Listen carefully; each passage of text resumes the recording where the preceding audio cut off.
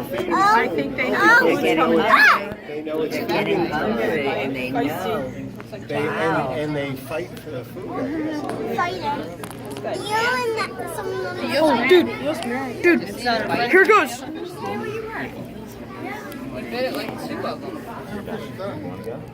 Very nice. Wonder which one started it. Well, look at that one. That one just spawned. That one. That one tried to eat the eel. It's beautiful. That one's hungry. See, other fish different and that kind of coming in. Yes. This guy has individual. Look at the eel's mouth opening. And that one that you're from, you probably took like 250 pictures since you're in here. Look at his mouth. Since you're in The here. eel's mad. Oh, another eel. 2 eels. Oh, here's the other eel that started a fight. They need their mouth to be open because they like the water in their mouth. Go back underneath, come around. Once you feel biting Come out again. here. Okay, here it goes. So you like Jorge's, right? He's coming out now. Oh. He is big. How much hold it? I'll give you some. Whoa. And then you won't Is he gonna bite him? You'll still have some. Oh, so close. He's coming right at us. Thomas, don't say that. Oh, there's Oh, wow. Look at this. Shoot, baby, shoot. We know. Oh, here's all the food. Look at all the food. It's in the water. That looks like grabbing it right out. Oh, I just pooped. One of them just pooped. Oh, I didn't eat it. It's in it. Alright, so our Pacific habitat feeding has begun. As you can see, we have a lot of different types of fish and sharks in this exhibit. What you see them being fed is some capelin and silver sides. It's a type of fish that most of the animals here at the aquarium get fed. So a couple different guys that we have in this exhibit. You guys can see up at the top we have our leopard sharks. And now you can tell the difference between them. We call one straight and one squiggle. I'm sorry. Because one of them, you can tell the very first stripe on their forehead. One of them is kind of like a squiggle and the other one is straight. Alright, the other guy on the back of the wall you can see, that is our brown banded bamboo up at the top there, and he is actually a carpet shark.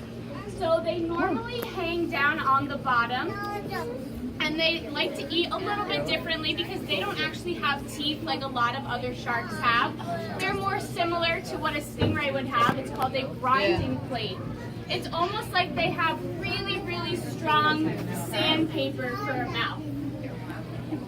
So they more commonly in the wild will eat things like clams or any type of benthic type of fish. Alright, you see our other shark swimming around up top. That is our black tip reef shark. Now he actually came from what seemed like a horrific condition. One of our supervisors here at the aquarium, he was actually found at a pet shop. He was swimming in such dark conditions that she couldn't even see him swimming in the tank. So when she finally saw his wake swimming around, they picked him up, scooped him up, and brought him right over here to the aquarium. Now he is going to get a little bit bigger, so when this exhibit gets a little too small for him, it's okay for him to be transferred over into the larger tank with our Atlantic sharks. It's about the same water temperature, same type of salinity, so the conditions are very similar, so he'll do just fine over in the other tank. That's our black tip reef shark. The one swimming up at the top. He looks almost like a great white, except yeah, he has those black tips. So some other guys that we have up here, you guys see swimming at the top, that is one of our leopard moray eels. We actually have two of them in this exhibit. One of them is a little larger than the other. And the larger one, he might be down in the corner. That's where he commonly hangs out. Let's see if I can find him. Yeah, the big one down at the bottom, his name is Slash. Now he also has kind of a sad backstory. He was found over in Barnegat Bay. Now if any of you are familiar, Barnegat Bay is a freshwater bay. And this is a saltwater tank, so clearly not the best circumstances for our leopard moray eel. So he was actually found by someone who used to work here, who currently actually works at SeaWorld. They found him, brought him here, and we put him downstairs in a tank to get all fixed up. When they found him, he was red and bloody and not doing too much not doing too well, but after a while, after some medication, they fixed him up and he turned into this beautiful eel, and we've had him here ever since. Now our big blueberry grouper in the back, he's in the right window right now, if you can see, he's gonna come back around. His name is Pancake because he kind of looks like a blueberry pancake. Here he comes. He just opened his mouth real wild. Now Pancake, he's a bit of a troublemaker. He used to be in our Atlantic tank over to your right, and he would actually try and take the fish out of the shark's mouths. Now this little fish, well, he's not too little, but that fish in comparison to some of the larger sharks that we have over there, he got quite a few chunks taken out of him on multiple occasions. We've had to sew him up, stitch him up. So after a while, we moved him back over into this tank, and he's been doing very well. The brown fish that you see in the left window over here, that is our giant sweet lips. And that is Pancake's best friend. They've been best friends since anyone can remember, since they both came here. Now the thread fin snapper, that's that white fish in the left window you see. No one makes that fish more mad than Pancake. When you can see actually a little bit, oh, he just did it. That fish, you see he's white, he will actually flash bright red if Pancake annoys him enough.